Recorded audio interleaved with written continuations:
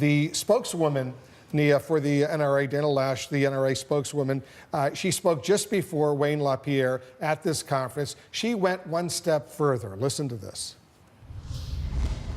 Many in legacy media love mass shootings.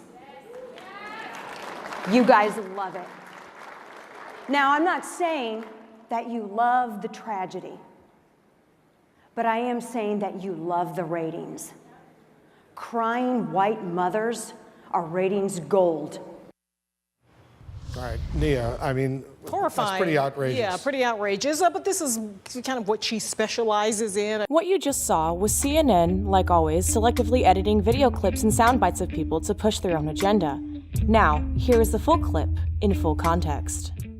Many in legacy media love mass shootings. You guys love it.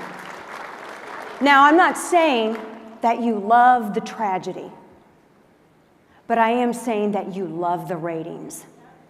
Crying white mothers are ratings gold to you and many in the legacy media in the back. And notice I said crying white mothers because there are thousands of grieving black mothers in Chicago every weekend, and you don't see town halls for them, do you? Where's the CNN town hall for Chicago? Where's the CNN town hall for sanctuary cities? Where was the CNN town hall for Jamil Shaw Sr., whose son was murdered by someone who illegally entered the country and had been deported repeatedly? Where was his voice? Where was the voice of those junior ROTC members last night, CNN?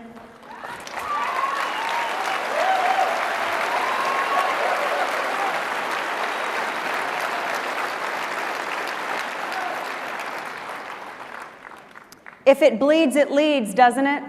And I don't mean to ignore you all here, but I'm really looking at a lot of the legacy media back there on the platform. And you can write whatever you want about me, and you can come find me in the hallways, and you can scream at me, and you can try to confront me. But I'm here, we're not going anywhere. I call BS. Now that you have seen both clips, you can now see that CNN has cut a significant chunk out of her speech. But why would they do that, you ask? It's no secret that CNN does this quite frequently. They've been caught on numerous occasions doing this and called out, yet they still continue to do it. No apology, no anything. After all, we can't have an informed and curious society about what's really going on in their country now, can we? After all, we don't want people questioning sanctuary cities in places like Chicago where gun control is incredibly strict. Why does it seem like the only time there is an African American featured on CNN when it comes to gun-related deaths if it involves a police officer or a white supremacist? How come Chicago is never mentioned? Why isn't Los Angeles mentioned, or Baltimore, or Ferguson, or any other of these areas where gun violence is incredibly high?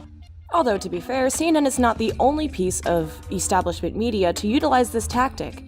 The rest of the establishment media does this too. Yes, even Fox News, Breitbart, InfoWars, where they take little pieces of things out of context and put them together in an attempt to make you think one thing when something else completely different is going on. However, this sometimes isn't always the case. Occasionally you'll get a story where every detail is sensationalized to make it seem a lot bigger than it actually is. It kind of creates a panic within society, so we end up having knee-jerk reactions into doing things such as, gun control. In this day and age, what we all have to understand is that anything that the media pumps out needs to be taken with a grain of salt. We do have to take a few moments to actually do our own research and come to a conclusion on our own without being told what to think and what to feel by these media moguls. It's a cruel, cruel world.